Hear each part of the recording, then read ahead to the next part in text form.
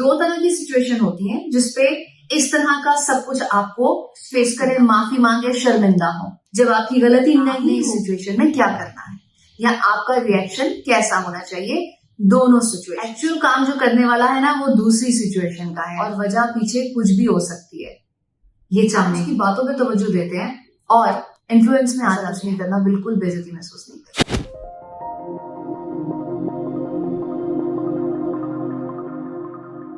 अस्सलाम वालेकुम, this is Naira Malik. उम्मीद करती हूँ कि आप लोग जहाँ जहाँ भी होंगे खैर व आफियत से होंगे। अल्लाह पाक आप सबको अपने हिफ्ज़-ओ-अमान में रखे। कोई आपसे बदतमीजी करे, कोई आपके साथ बहुत ज्यादा एग्रेसिव मोड में आकर बात करे और बहुत बुरा भला कहे, तो उसको कैसे ट्रीट करना है आपने।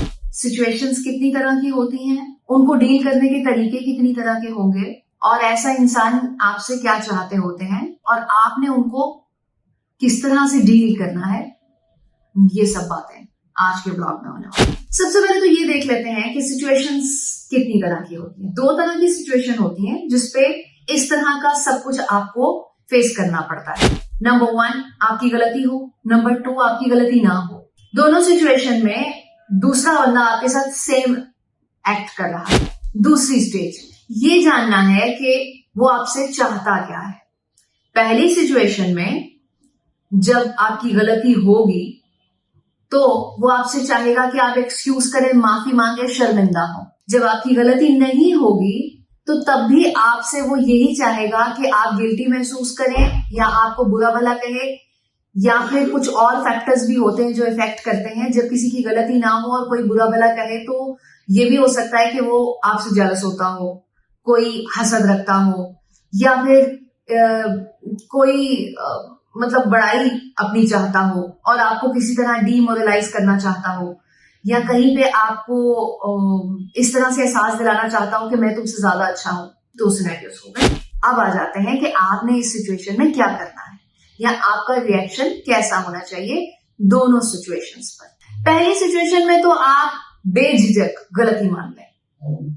कितना भी नुकसान हो रहा है, कितनी भी आपको बातें सुननी पड़ेगी या कोई आपको क्या जानेगा, इस चीज से बालातर होकर अपनी गलती मान लें कि मुझसे गलती हो गई है, मैं आइंदा कोशिश करूंगा या करूंगी कि ऐसा ना हो, और इस तरह के अल्फाज आपने बोल देने हैं कि बस मुझसे हो गया, मान लेना है। एक्चुअल काम जो करने वाला है ना, वो दूसरी सिचुएशन का है।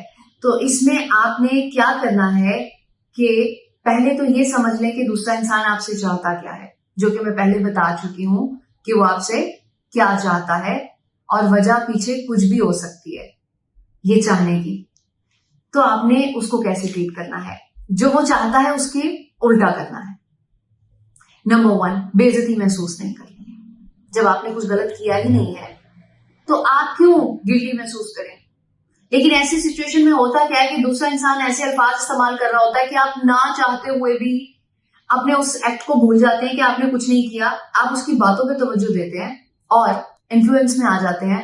बाजों का कह भी देते हैं कि हाँ शायद मैं ऐसा ना करता तो, ऐसा कुछ नहीं करना, बिल्कुल बेइज्जती महसूस नहीं करना। ऐसे जुमले जिससे आप पर इफेक्ट हो, उनसे अवॉइड करने के लिए तरीका ये है कि जिस वक्त ऐसी सारी सिचुएशन चल रही हो तो आप अपना मूड बहुत लाइट रखें और कोशिश करें कि जिस हवाले से वो आपको लान तान करना चाहता है कोई और बात कर लें, दूसरी तरफ ध्यान लेके जाएं उसका, कोई और बात शुरू कर दें। वो जैसी बात शुरू करने लगे बीच में उसको कट करके कहें हाँ वो उस दिन क्या हुआ था, इस तरह से, ताकि आपके कानों तक और फिर दिमाग तक वो बातें जाए ही ना, जिससे आप इन्फ्लुएंस में हैं।